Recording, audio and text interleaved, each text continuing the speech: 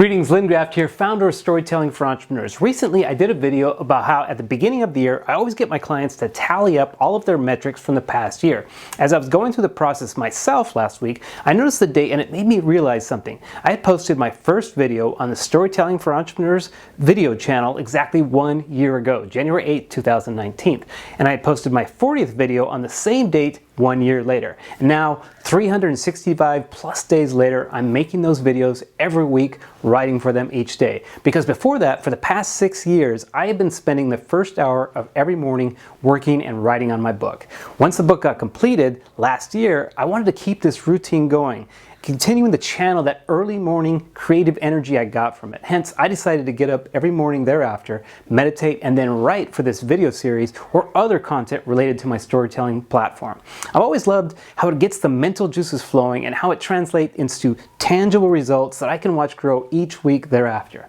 And as any founder can tell you, working on a startup doing an activity such as this is predominantly a solo endeavor, meaning you have to do the work. No one is going to do it for you, especially if you want it done in the style and at the quality level you are seeking that is also mapped to the vision for where you can see it going. That said, and what I freaking love about entrepreneurship is that even though you're in the arena doing everything and anything that it takes to make it happen, there's still this whole village around you, enabling you, helping you, supporting you, pushing you, often in ways you don't even realize and they aren't even aware of. For example, when I started this video series, it was my best friend Ingrid Vanderbilt, her husband Glenn, and my neighbor Tracy Owen who helped me get this story shed going for my studio. Then I tapped my buddies Jared Tennant, Michael Flint, and Josh Taylor to help me get the gear and show me how to use it so I could make these suckers. Next came Aaron Vanderbilt, Aaron Roy, Fawn Chang, and Kate Hurling that gave me feedback on some of the topic ideas I'd come up with for the series, as well as ideas that they thought might work as well. And I had my writing senseis Amy Cosper, Toby Swartz, and Brett Randell be my go-to resources whenever I wanted thoughtful critiques and no BS perspectives on exactly what I was writing and what I was saying. Once the series got going, I fed off the encouragement of my fab sisters, Cindy, Lindy, Mindy, and Winnie, the best sisters on the entire planet, as well as my mom, Mother G, who loved being able to see me every week pop up in her Facebook feed, telling me how proud she was of me and how she always says I sound so professional. It's almost as if she knows what I'm doing for a living after all these years. And I cherished every moment my four-legged best friend Fitty G would come with me without hesitation into the studio, making me laugh and reminding me what really matters in life. You were still right here with me all the time, little Bubba.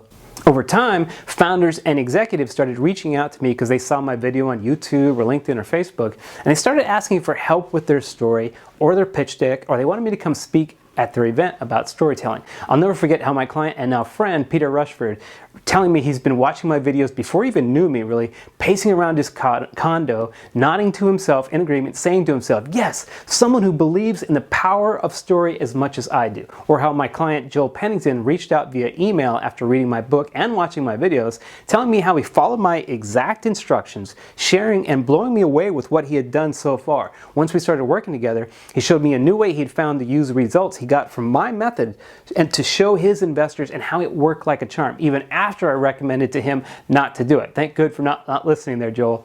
Then you have this other set of what I call my friends and allies, such as Natasha Antonioni reaching out and giving me feedback on how I can do better on camera, and she was exactly right. Or how Amanda Hormath lets me know I need to work more on my titling, my keywords, and my thumbnails, and start driving people to my YouTube channel so it doesn't stay the best kept storytelling secret on YouTube. Or when I decided to add subtitles to my videos after a while, my buddy Mike Apple reached out and says, you might want to increase the size of those subtitles so people can actually read them.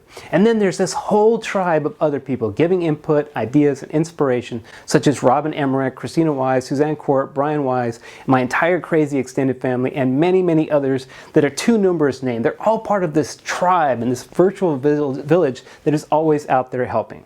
What's crazy for me is that because this was my first time being on this side of the camera and DIYing everything, not hiring a camera operator or editor as I always had as a producer for the last decade and a half, it forced me in a good way to approach everything with a beginner's mind, which is always a great reminder that when you swallow your ego, stay humble, and aren't afraid to ask for advice or help, the sky just starts opening up and resources, valuable perspectives start coming at you from all different directions. when you take that moment to freeze time and measure these metrics and numbers and take stock in all that you have done to date, it gives you not only an opportunity to see the progress you have made, but you get to look back and see, or maybe even discover, this virtual, this physical, this beautiful village, mystical group of folks that is assembled around you to help you, support you, do whatever it takes to help you keep going. It's incredibly rewarding and heartwarming and inspires me to do even more. Because for me, I'm just getting started.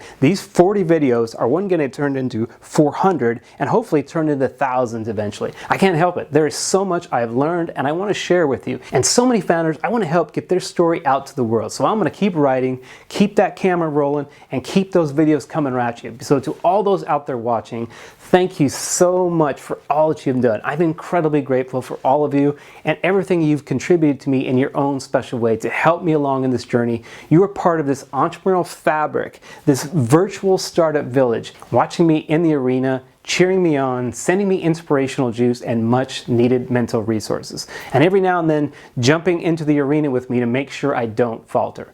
I stand in appreciation for you and I'm honored to have you part of my tribe. I'll see you in the next video and hopefully for years to come. Thanks for watching.